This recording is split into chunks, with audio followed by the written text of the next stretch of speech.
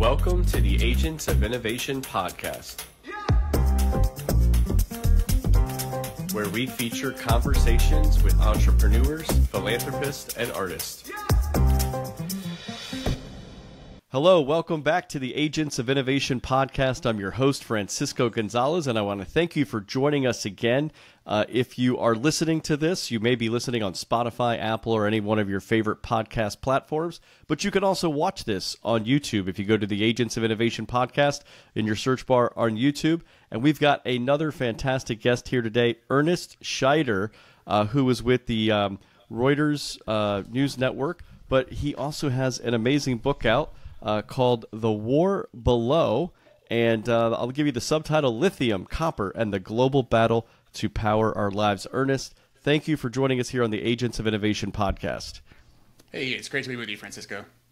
Well, Ernest, one of the other reasons I'm having you on at this time is you're coming down to Miami. I'm based here in South Florida. Actually, one of the other hats I wear is I run the Economic Club of Miami, and we are one of the partners with the Miami Book Fair, which is just really an incredible event that takes place in downtown Miami, also hosted with another one of our partners, the Miami-Dade College. And that's going to be, Miami Book Fair is going to be taking place November 17th to the 24th right by the downtown campus of Miami-Dade College. I was there for the first time last year. I was born in Miami many years ago, but I also went as a kid. I don't remember, but this thing is just incredible, and I think one of the great things that people will have the opportunity to do when they get there is not just, there are books everywhere if you're a book lover, but there are authors everywhere as well. And Ernest, I've got news from my friend Lisa Pally at the Miami Book Fair that you're going to be speaking in the AI Center on Sunday, November 24th at 1 o'clock p.m. I don't even know if you know that yet, but that's where you're going to be. And so we'll look forward to hopefully seeing you there in person, and anybody listening and watching can see you. But I just want to welcome you to the podcast, Ernest. Hey, it's great to be with you. I'm so excited to talk with you today, and also very excited to be in Miami next month, as you say, on Sunday, November 24th. Yeah, and I think it's about a week or two past hurricane season, so hopefully you'll be lucky. Yeah. Although for those of us who are fans of the Miami Hurricanes, we hope it's just the beginning of their season. But as they march hopefully to the playoffs. But I wanted to just set the context. The war below, and we're talking about all these minerals like lithium and copper, the periodic table of elements, as you talk about in your book. Tell us a little. Can you set the context for us about really what you set out to do here in this book? Sure. The book really draws its inspiration from my day job at Reuters, where I've been writing about the energy sector for the better part of 15 years. Right now I write about critical minerals and mining. Previously I wrote about oil and gas and got to report from all over the world on various oil and gas projects. I think folks, it's not unfair to say, have very strong opinions one way or another on oil and gas extraction and what it may or may not be doing to our planet's climate. But when I switched to cover critical minerals, I noticed in general that a broad swath of everyday people just said, okay, cool, that's fine, mining, okay, whatever. I think sort of lithium goes into my cell phone, but all right. But when it came to specific projects, when it came to saying, hey, we're going to put a mine here, then you started to see some opposition. And when you add each level of opposition up at mine sites across the United States and the world, then you really begin to question, okay, well, where are we going to get the building blocks for all of these electronics and, more importantly, all the devices that are needed to fight climate change? And so the book is an outreach of that question of mine. Really, yes, it's a book about critical minerals, but more importantly, it's a book about choice and community. Who are the communities that are going to be affected by these mines that have to be built across the country and across the world? And what are the choices that we as Americans, we as citizens in the world, are willing to make if we want to have this energy transition?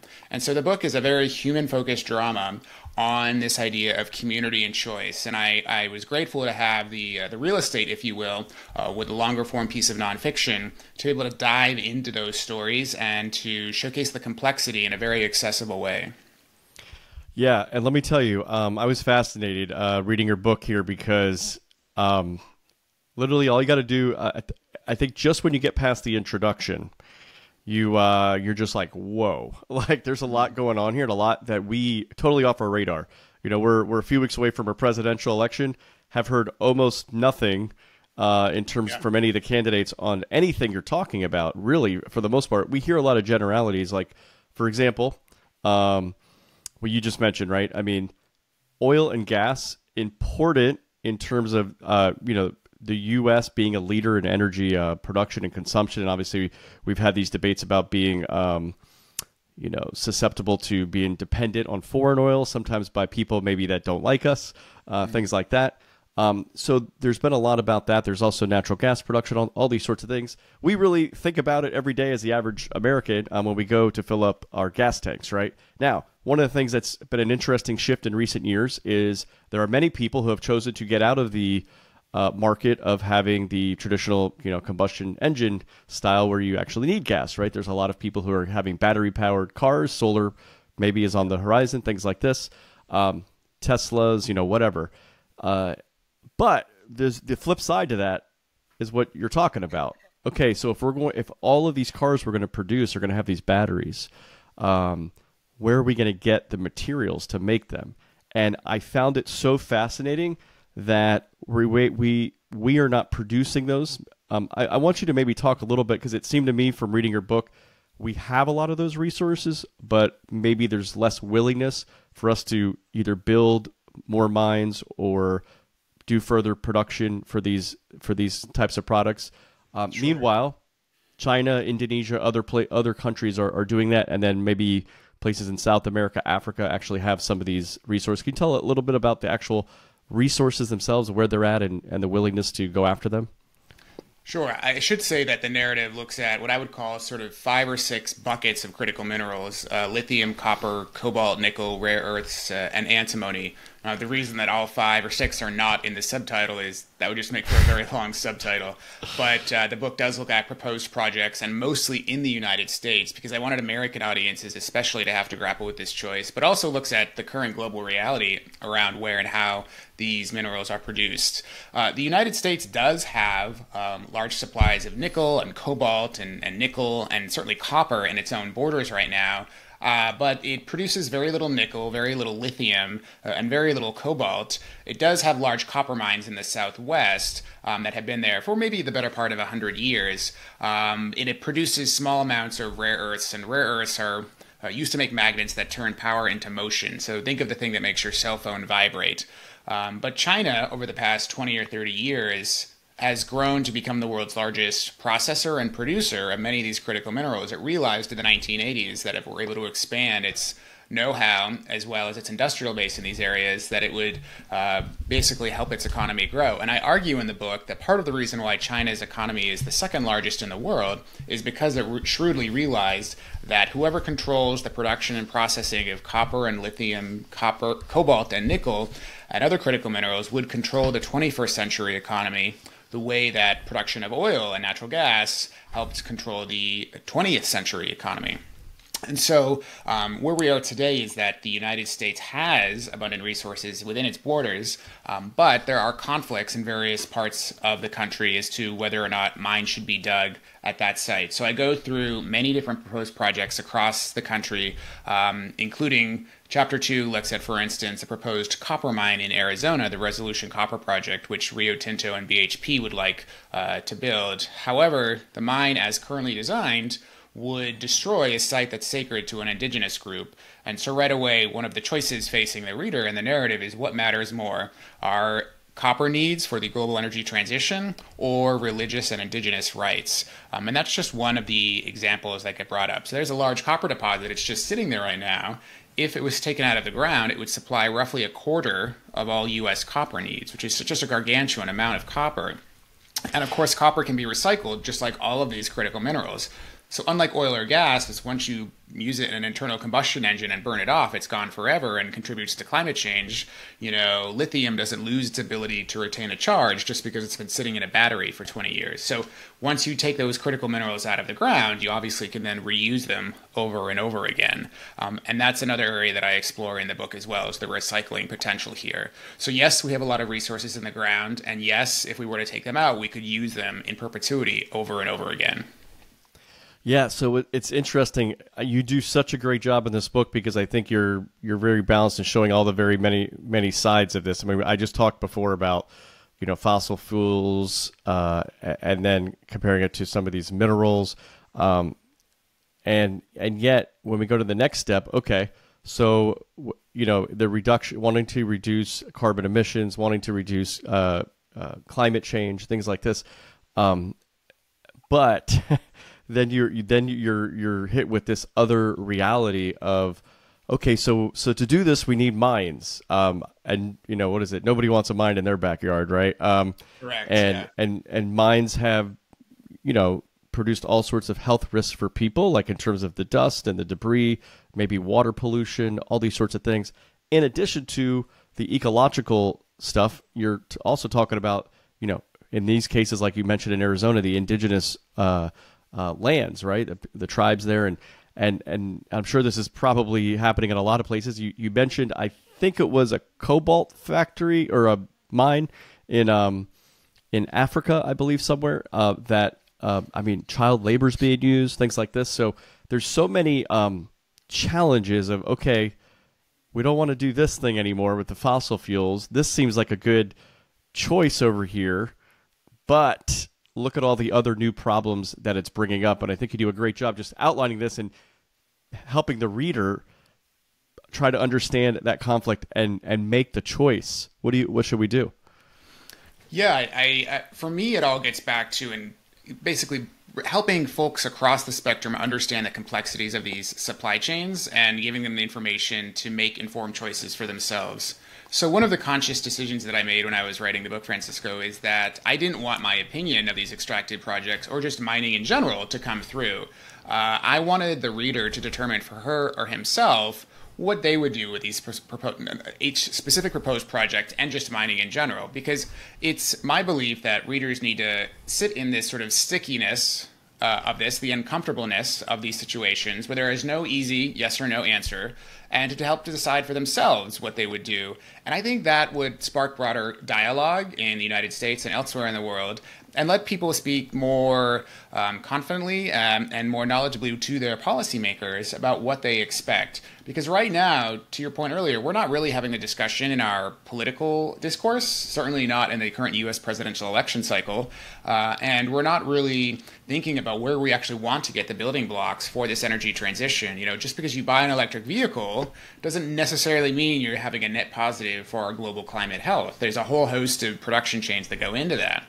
And I would say, Francisco, that I think increasingly the average consumer is having a thought process around a lot of these areas. And I think partly it was prodded by the coronavirus pandemic.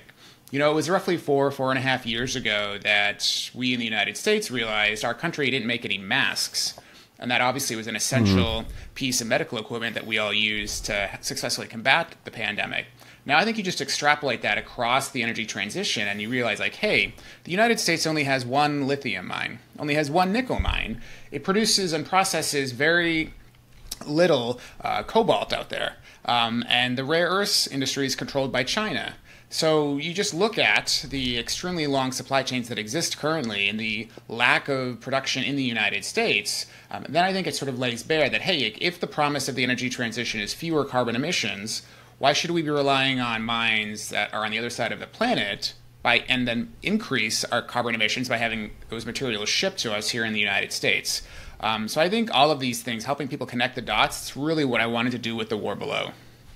Yeah, you do a great job. I think the goal you had of what you just outlined there in terms of trying to give the reader as much information as you can and let the reader kind of make the decision with the stickiness of all this, I think you do a great job, because I kind of, came away from, I don't know, what should we do? There was a lot of questions, but the questions are there because you delivered the information that I previously did not have. And I can't, I don't think I'm a really ignorant person. I run the Economic Club of Miami and do all these great podcasts. So I'm like, well, I really, I see Elon Musk going down to Argentina with Javier Milei, and I'm thinking, what's going on down there? And they're talking about, the lithium and all these sorts of things. And so you kind of start to see these conversations on the periphery, but not really in the front where people should be talking about them. But let me get. I think it's interesting to where you have been positioned in all this. Can you tell me a little bit about? I mean, I read here that you grew up in Maine. You went to Columbia University for journalism school, one of the top journalism schools in the country. Then you went to work for a few organizations, I think the Associated Press, and now for Reuters. You were based at one point in North Dakota, where a lot of the oil. Tell us a little bit about just your journey through this as a reporter, Sure. and how you've gotten access to a lot of these places that most people have it. Sure. I mean, as you say, I used to cover the oil and gas industry. I joined Reuters in New York City in Times Square, where the offices are still headquartered. And then in 2014, I actually moved to North Dakota. I had been reporting on oil and gas for many years, but the opportunity to report in what's known as the Bakken Shale there in the western part of North Dakota was very, very intriguing. And so I had an opportunity to be part of basically a one-person bureau reporting on the billions of dollars flowing through that state that made it one of the biggest oil producers really in the world. I mean, North Dakota was producing more oil than some OPEC members, and the capital just flowing through there was amazing. And so got to report on the ground and got to really meet not only policymakers, but investors, community leaders, corporate executives, and many others. And then a few years later, I decided to move to Houston, where I was writing on OPEC, ExxonMobil, Chevron, and other big international oil companies, as well as international oil politics, by going to several OPEC meetings. But I became very curious about this energy transition and about many of the themes that we've been discussing here today around where are we going to get the building blocks, we being the world. Where is the world going to get the building blocks if we want this energy transition? And so that led me in my day job to switch my beat or my focus to the critical mineral space. And The War Below is an outreach, really, of that work, and was fortunate to be able to visit with many different company leaders, conservationists, investors, non-governmental organizations, and other folks across the country and really the world for this book. What I didn't want the book to be is a policy-focused academic tome. I didn't want to write that at all. What I wanted to write was a human-focused narrative that really helps people see all 360 degrees of what is an extremely complex area. And so I really wanted to humanize the issues here. A great example is the narrative spine of the book is about a proposed lithium mine roughly 200 miles north of Las Vegas. And this is a very prolific lithium deposit. It's quite big, to use a geological term. And it's also commingled with boron. That would guarantee that the boron is used to make soaps, and basically the appeal there is if you've got two sources of revenue versus one, obviously that you like to have two cash streams versus just one cash stream. So we meet the chairman of a company that would like to develop this lithium asset, and he used to be in oil and gas, and so for him, building a lithium mine is his way of making penance, in a way, trying to make the world cleaner and leave the world cleaner than the one that he found when he was born. But unfortunately for this company, this site is also home to a rare flower found nowhere else on the planet. And so right from the beginning of the book, you see this tension. Okay, what matters more, this flower or the lithium deposit? Could the flower be preserved and the lithium mine dug? Would the flower go extinct if we did nothing to fight climate change? I mean, these are some of the questions that I present to the reader, and there are no easy answers here. But to me, this question about biodiversity versus the fight over climate change was so intriguing that I really, really, really wanted to bring it to the reader. And to me, it just sort of encapsulated a lot of the work that I've been doing throughout my career. And so that's why that story of that site, Rhyolite Ridge, is the narrative spine of the book. It's about 3 or 4 chapters. And certainly there are many others as well. But each of them, yes, are about proposed projects, but more importantly, they're about broader themes. With the flower, it's biodiversity versus climate change. With the copper project in Arizona, it's indigenous rights versus our energy transition. And there are other chapters that focus on different themes as well. And you get to meet the people on all sides of these issues, and it was my honor and privilege to humanize them and bring their stories to the world. Yeah, you did a great job with all of that. And, the plant, right at the beginning of the book there, I think the way you introduced that story and then brought it to, and then, this lithium was found below here. And And I think it really makes you think almost to your soul when you read this book. What is really more valuable? I need to get up in the morning and put, at some point during the week, I need to put fuel in my tank. I need to power my house. All of this energy, electricity, all these things, the way I love to travel, been to 34 countries, right? I mean, all of this stuff has made it possible for us to live, much more higher standards of living, right? But at the same time, we're producing more, and we're we may be causing some harm to the planet around us, including. But what is really more valuable to us? Is that plant really more valuable to my daily life than, being able to power on a podcast right now with somebody sitting hundreds of miles away? But at the end of the day, like, the planet, it does deserve to be preserved. A lot of the things on the planet do deserve to be preserved. And if this is the whole point of living, right, having these things around us. So a lot of conflicts. I mean, in economics, we call these trade-offs. So we're going to have, every time we make a choice, there's a trade-off for something else we may or may not get to have. But what would you say about this, and what were, I guess the way you've kind of positioned some of these trade-offs? I don't know if you came into any conclusions yourself, or what your kind of hope for the book is, for people to think about.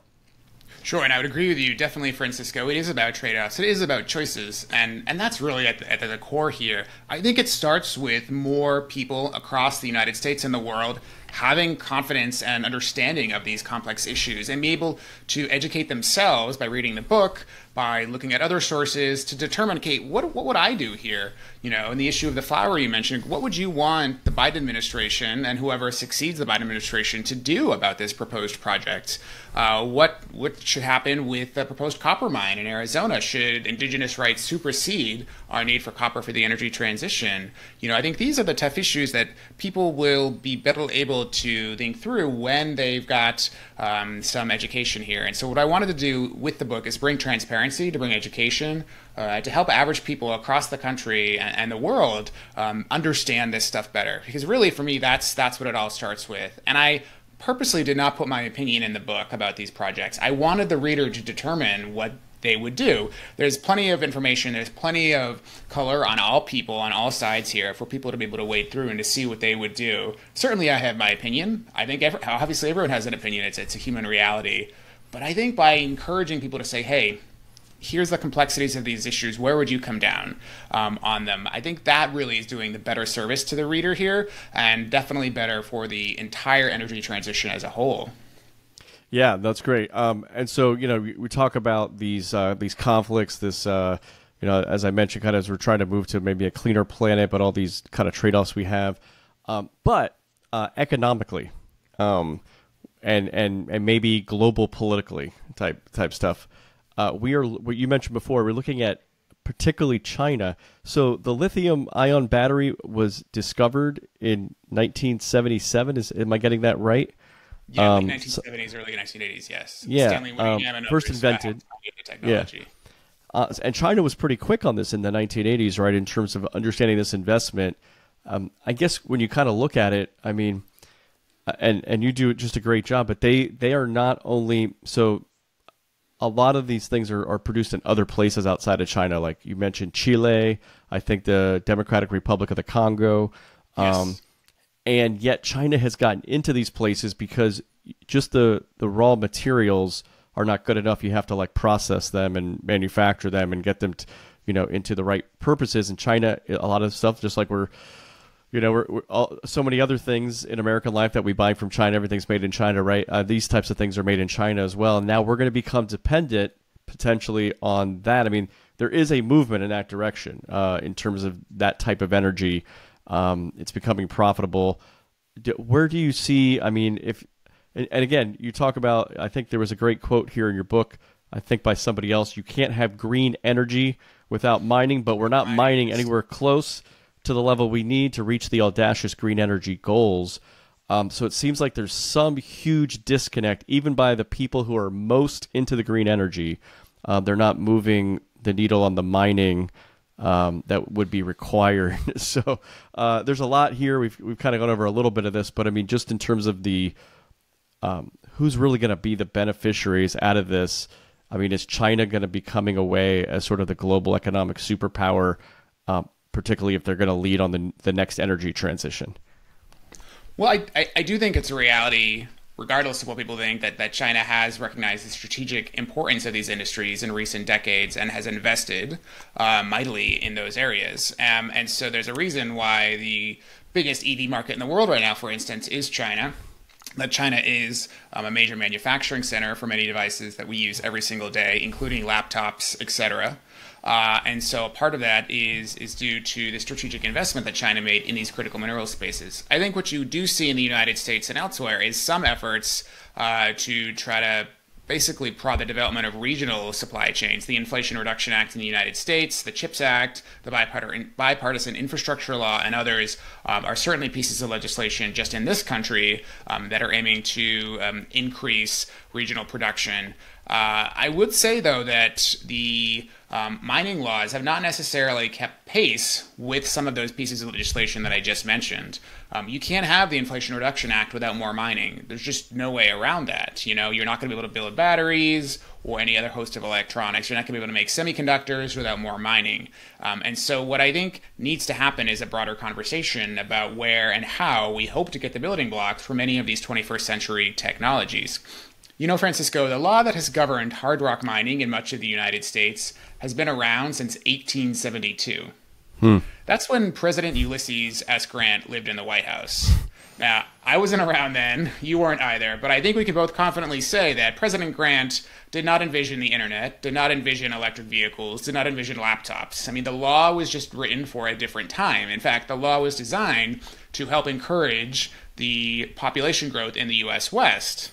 And, you know, if you've been to California recently, the law has done its purpose. There's a lot of people out in the U.S. West. So the law does not necessarily reflect the current reality of where we are as a country. One of the stipulations in the law is that mining companies that operate on U.S. federal lands do not have to pay royalties to the U.S. federal government, to the taxpayer, to me and you. Now, oil and gas companies do if they take out petroleum from federal lands. And so I can tell you that oil and gas companies would kill for that perk. Now, that's just one part of that law that's been largely unchanged since 1872, more than 150 years. So what would it look like to have a mining law that is in line with the spirit of the IRA, the BIL, the CHIPS Act, and other things? I mean, I think these are other questions, other choices that the reader gets to explore by going through the narrative, by going through The War Below. Yeah, it's great. And by the way, it is a good reminder. You referenced it there that, you know, we've been talking a lot about, you know, electric vehicles and stuff, but all of this is also so crucial to laptops, cell phones, things we use all the time, everywhere, no matter kind of almost who we are in the U.S. And that this has kind of led to a lot of this technological revolution as well, being able to have rechargeable batteries and, you know, things that we're not just throwing away. So it's very fascinating, this entire subject area. You know, one last question I'll ask you here. You had, you know, you are an author. You're also a reporter. Can you tell us, if you could? I mean, a lot of times these things layer upon layer in terms of many years of experience. But what did you first get the kind of idea to write this book, and what was the process like? And then in terms of, you know, working for an outfit like Reuters, and then, you know, getting this book published, what was that process like as a writer for you? Yeah, I mean, to me, it just started with that question of, okay, where are we going to get these building blocks for the energy transition? And that really was the kernel. You know, Francisco, I mean, this is my first book, and only when I finished writing the book did I realize, and other authors might have different opinions, but my opinion is you get to ask your audience one question. And I think unconsciously, I started writing that book with that question in mind, and I had the question sort of gel in my head as I was finishing it. And the question is, what are the choices you're willing to make if you want an energy transition? That's the question that I'm bringing to the audience here. And that was really at the core of everything that I wrote here for the entire narrative. And I was very fortunate to have the support of my newsroom for this, so I was very thankful for that, as well as to find a very, very supportive publisher with the One Signal Assignment and Schuster family, who really saw the value of these stories from the very beginning and have really supported the narrative. And so I've just been so grateful that the narrative is getting out to broad audiences, folks across our country and our world. It's been published in multiple countries right now. It's in the United Kingdom, it's in Ireland, it's in Poland, and it's in other countries still to come. So folks really across the planet grappling with these tough choices that we need to make and learning about the people on all sides here. That's great. Well, this is, again, a fantastic book. You can pick it up anywhere you buy books. The War Below Lithium, Copper, and the Global Battle to Power Our Lives. And again, if you're in South Florida, you got to get to the Miami Book Fair. It's November 17th through the 24th. And the most special part about that is you'll get to meet Ernest Scheyder, the author of this book. And I think you're going to be doing a presentation where people can hear from you, Q&A. I know when you're out at these things, people usually get a chance to meet you, get their book signed. So bring your book there. November 24th, he'll be speaking at 1 o'clock p.m. at the Miami Book Fair in the AI Center. We'll put some of that in the show notes. But Ernest, it's been a great pleasure to talk to you. I look forward to being there at the Miami Book Fair. Hopefully, we will then meet in person. But I just want to say thanks for being on the Agents of Innovation podcast, and thanks for being an agent of innovation yourself. Hey, it was great to be with you today, Francisco, and I look forward to meeting you and everyone in your audience at the Miami Book Fair on November 24th. Fantastic. We will see you there. See everybody there in downtown Miami.